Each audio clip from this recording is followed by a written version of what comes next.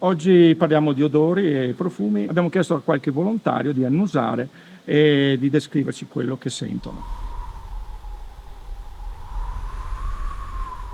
Questo è un insetto foglia, Cryptophillium limogesi, una specie descritta nel 2021 che viene dal Vietnam. Sì, Bene. Gradevole, gradevole. gradevole. Cosa ti ricorda?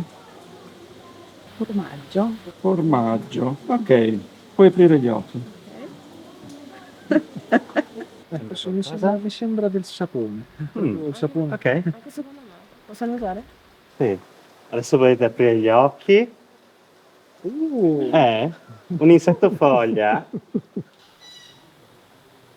Non riesco a identificarlo, ma è un odore un po' sgradevole, Un po' sgradevole. come di facciame o erba un po' marcia. Ok, spero di non essere io.